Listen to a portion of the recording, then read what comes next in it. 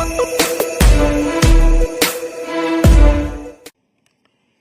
Highness, Excellencies, ladies and gentlemen,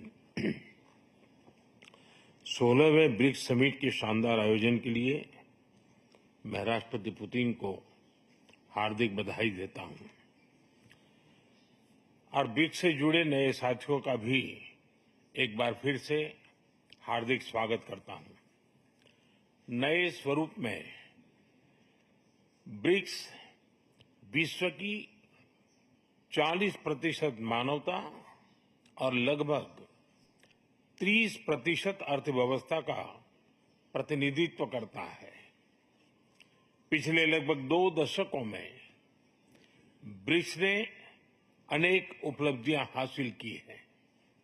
मुझे विश्वास है कि आने वाले समय में यह संगठन वैश्विक चुनौतियों का सामना करने के लिए और अधिक प्रभावी माध्यम बनकर के उभरेगा। फ्रेंड्स, मैं न्यू डेवलपमेंट बैंक के अध्यक्ष हर एक्सेलेंसी दिल्मा रूसेफ का अभिनंदन करता हूं। पिछले 10 वर्षों में यह बैंक ग्लोबल साउथ के देशों के विकास के लिए महत्वपूर्ण विकल्प के रूप में उभर रहा है। भारत के गिफ्ट सिटी के साथ साथ अफ्रीका तथा रूस में रीजनल सेंटर्स के खुलने से इस बैंक की गतिविधियों को बल मिला है और लगभग $35 बिलियन के डेवलपमेंट प्रोजेक्ट्स सैंक्शन किए गए हैं। एनडीबी को डिमांड ड्रिवन सिद्धांत पर काम करते रहना चाहिए और बैंक का विस्तार करते हुए long term financial sustainability, healthy credit rating और मार्केट एक्सेस सुनिश्चित करने पर प्राथमिकता रहनी चाहिए। फ्रेंड्स, नए स्वरूप में ब्रिक्स $30 ट्रिलियन से भी ज्यादा बड़ी इकोनॉमी है। हमारे आर्थिक सहयोग को बढ़ाने में ब्रिक्स बिजनेस काउंसिल और ब्रिक्स विमेन बिजनेस अलायंस की विशेष भूमिका रही है। इस वर्ष ब्रिक्स के अंदर WTO reforms, trade facilitation in agriculture, resilient supply chains, e commerce और स्पेशल इकोनॉमिक जोन को लेकर जो सहमति बनी है, उससे हमारे आर्थिक सहयोग को बल मिलेगा। इन सब पहलों के बीच हमें स्मॉल और मीडियम स्केल इंडस्ट्री के हितों पर भी फोकस करना चाहिए। मुझे खुशी है कि 2021 में भारत की अध्यक्षता के दौरान प्रस्तावित ब्रिक्स स्टार्टअप फोरम इस वर्ष लॉन्च किया जाएगा। भारत द्वारा दिया गया रेलवे रिसर्च नेटवर्क का इनिशिएटिव भी ब्रिक्स देशों के बीच लॉजिस्टिक्स और सप्लाई चेन कनेक्टिविटी बढ़ाने में अहम भूमिका निभा रहा है। इस साल ब्रिक्स देशों में यूनिडो के साथ मिलकर इंडस्ट्री 4.0 के लिए स्किल्ड वर्कफोर्स तैयार करने पर बनी सहमति बहुत ही महत्वपूर्ण है। 2022 में लॉन्च किया गया ब्रिक्स वैक्सीन R&D सेंटर सभी देशों की स्वास्थ्य सुरक्षा बढ़ाने में मदद कर रहा है। हमें डिजिटल हेल्थ में भारत का सफल अनुभव ब्रिक्स पार्टनर्स के साथ साझा करने में खुशी होगी। फ्रेंड्स, क्लाइमेट चेंज हमारी साझी प्राथमिकता का विषय रहा है। रूस की अध्यक्षता में BRICS open carbon market partnership के लिए बनी सहमति का स्वागत करता है।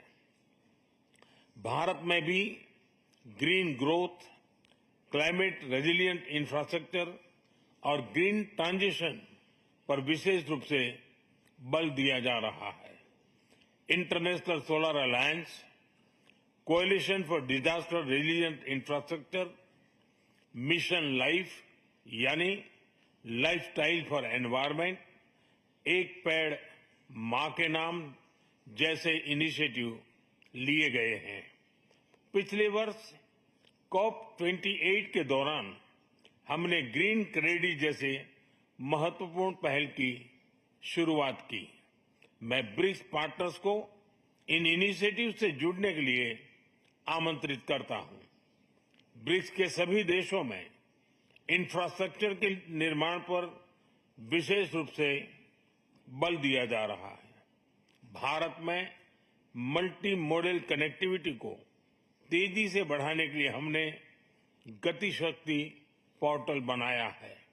इससे इंफ्रास्ट्रक्चर विकास के लिए इंटीग्रेटेड प्लानिंग और इम्प्लीमेंटेशन में मदद मिली है और लॉजिस्टिक कॉस्ट कम हुई है। हमारे अनुभव आप सभी के साथ साझा करने में हमें खुशी होगी। फ्रेंड्स, ब्रिक्स देशों के बीच फाइनेंशियल इंटीग्रेशन बढ़ाने के लिए प्रयासों का हम स्वागत करते हैं। लोकल करेंसीज में व्यापार और सुगम रूप से क्रॉस बॉर्डर पेमेंट से हमारा आर्थिक सहयोग सुदृढ़ होगा।